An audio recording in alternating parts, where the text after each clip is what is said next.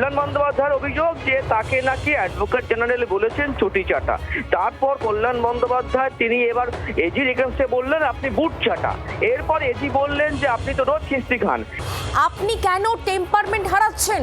কল্যাণ বন্দ্যোপাধ্যায়ের উদ্দেশ্যে এমনই মন্তব্য করছে হাইকোর্ট। হাইকোর্ট এমন মন্তব্য করতে বাধ্য হচ্ছে কারণ দুজনের মধ্যে যে বাদানুবাদ তা একেবারে তীব্র পর্যায়ে পৌঁছে গিয়েছিল। আমরা পুরো বিষয় নিয়ে জানবো। অর্ণবাংশ নিয়োগী এই মুহূর্তে আমাদের সঙ্গে রয়েছেন আমাদের প্রতিনিধি।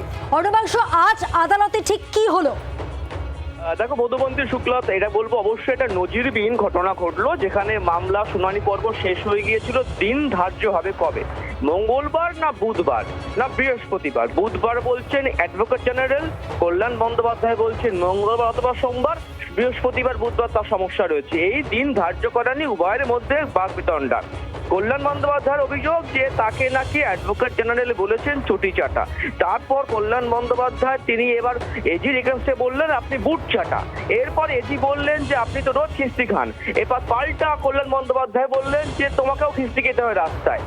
অন্যদিকে এই মন্তব্য যখন চলছে সেই সময় রাজ্যের অতিরিক্ত অ্যাডভোকেট জেনারেল বিল্লুদা ভট্টাচার্য তিনি কি বললেন যে এই কারণেই আপনাকে সাসপেন্ড হতে হয়েছে লোকসভা থেকে। কল্যাণের উদ্দেশ্যে এই মন্তব্য করেছিলেন। কল্যাণ পাল্টা বললেন অমিত শাহ প্রধানমন্ত্রী কথা বলি বলেই আমাকে সাসপেন্ড করা হয়েছিল, বুট চাটার জন্য নয়।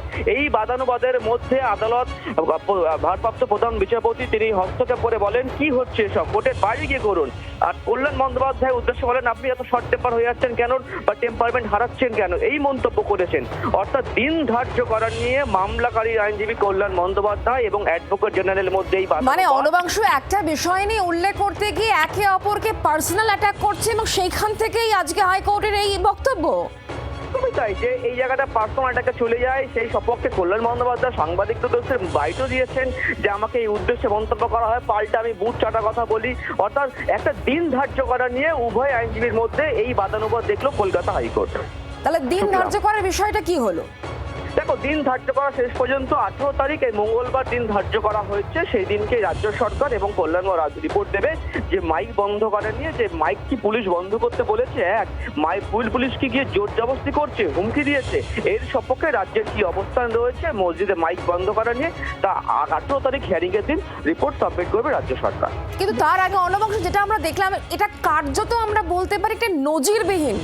চটি চাটা, বুট চাটা এই সমস্ত শব্দ কোর্টে দাঁড়িয়ে একে অপরকে দেখে একদমই চটি চাটা বুট চাটা এগুলি একটু আলাদা প্ল্যাটফর্মে সোশ্যাল সাইটে বা রাস্তাঘাটে এগুলি শোনা যায় কিঞ্চিত ভাবে, কিন্তু এরকম একটি প্রাতিষ্ঠানিক কলকাতা হাইকোর্টের তাও ভারপ্রাপ্ত প্রধান বিচারপতির 1 নম্বর কোর্টে দাঁড়িয়ে এই মন্তব্যগুলি খুবই নজিরবিহীন। এর আগে এই ধরনের মন্তব্য কলকাতা হাইকোর্টের শুনানি পর্বে কিন্তু কেউ শোনেননি, তা অবশ্যই নজিরবিহীন।